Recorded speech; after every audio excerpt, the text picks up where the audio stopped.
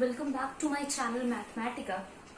हमने last video में ratio proportion chapter का इनिशिएशन किया था। अब रेशियो प्रपोर्शन चैप्टर पर एज पढ़े बिना तो हो ही नहीं सकता, क्योंकि एज जो है वो आप कह सकते हैं रेशियो और प्रपोर्शन चैप्टर की एक एप्लीकेशन। ठीक है कि कैसे रेशियो प्रपोर्शन अप्लाई किया जाएगा एज में।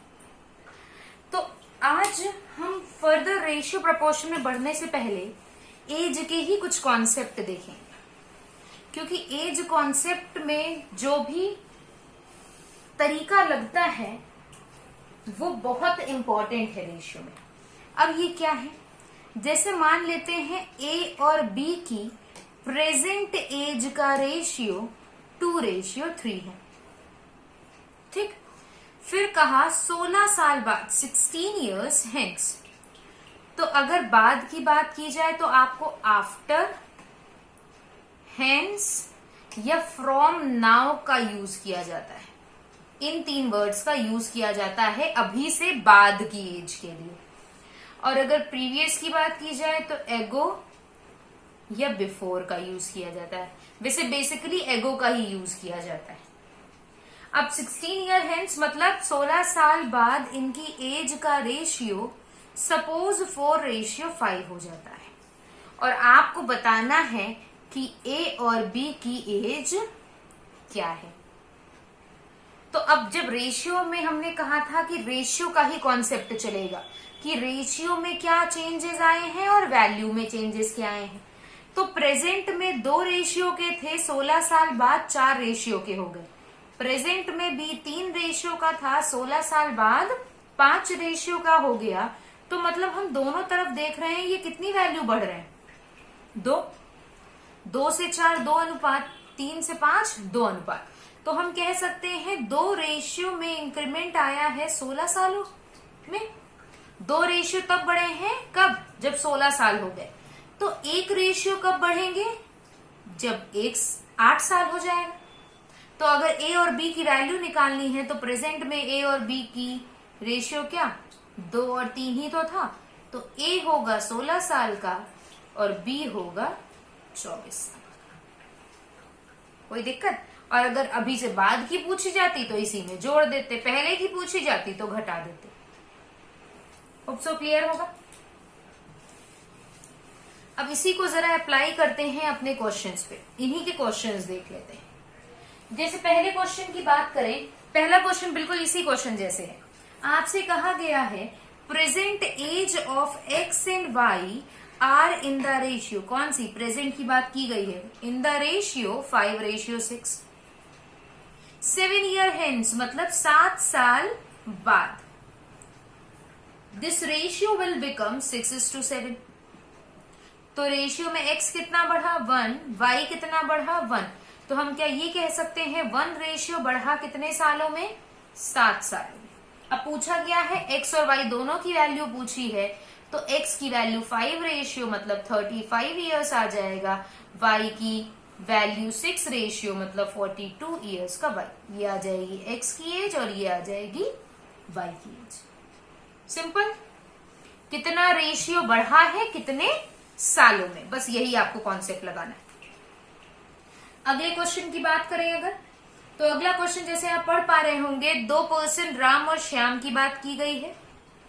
बोला गया है 8 साल पहले 8 years ago इनका रेशियो 2:3 था।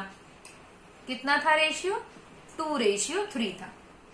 16 ईयर हेंस 16 साल बाद क्या हो गया रेशियो भाई, 8:9 हो गया। तो राम की एज बतानी है और वो भी 3 साल बाद, मतलब राम की एज जो भी आएगी उसमें 3 जोड़ देना है। चलिए देखते हैं।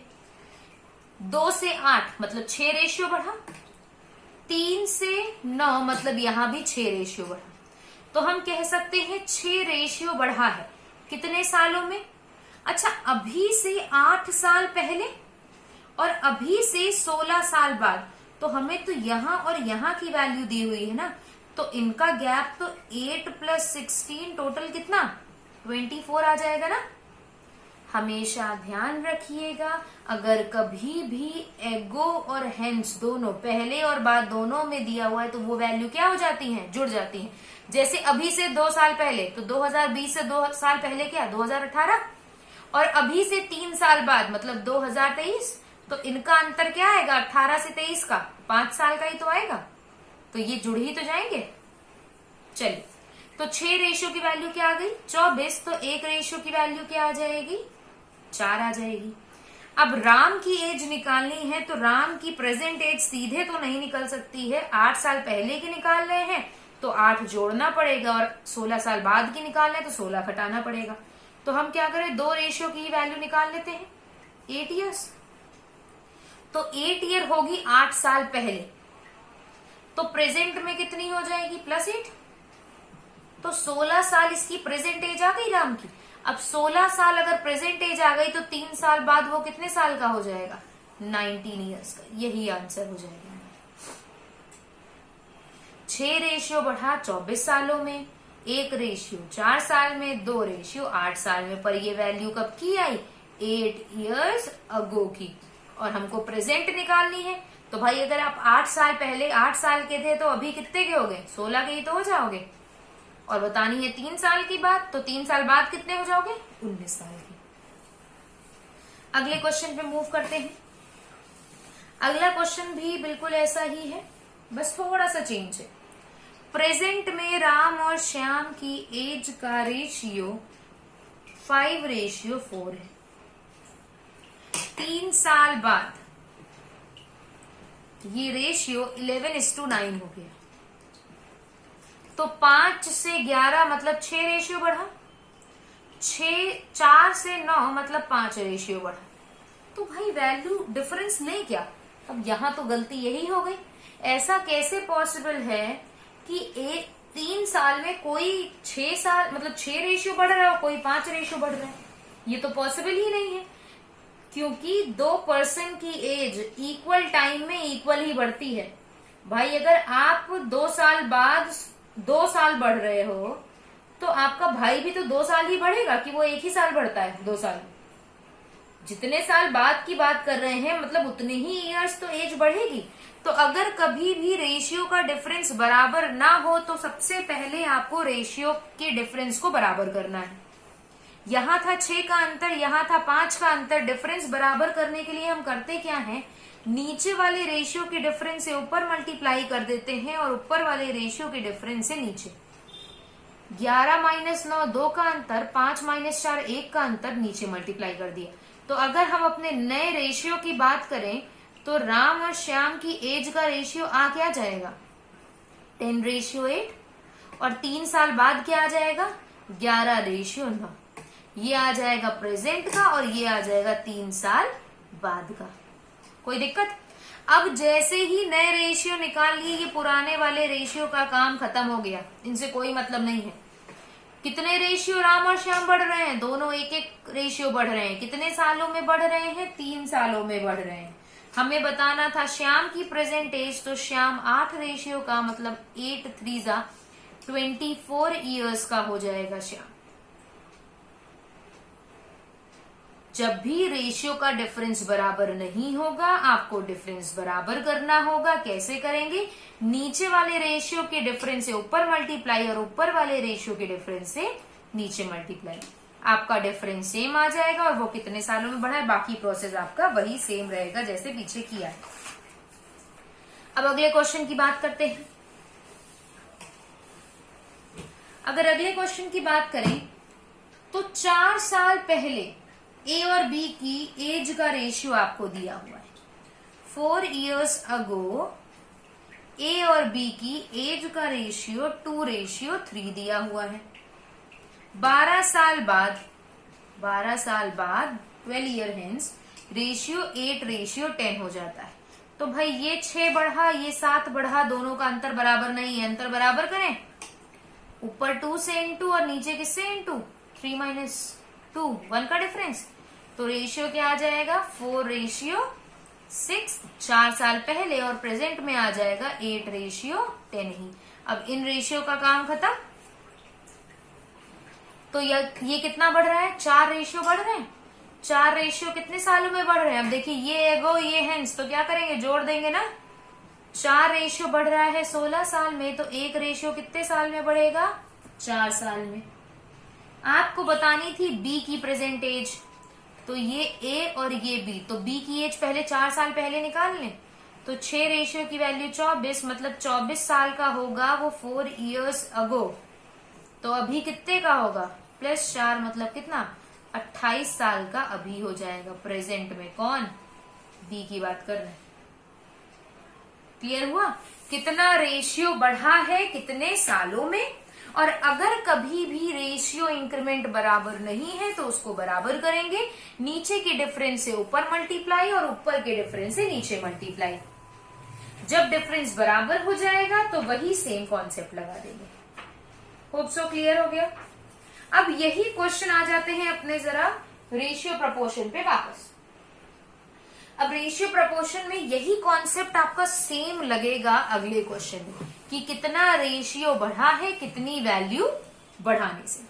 अब जैसे आप क्वेश्चन देख पा रहे होंगे, दिया हुआ है the ratio of students of 3 class. 3 class की बात की गई है और उनमें स्टूडेंट का रेशियो आपको 3:5:4 दिया हुआ है। कहा है 30 students are added in each class. 30 students हर क्लास में ऐड हो जाते हैं, तो रेशियो हो जाता है 6:8:7।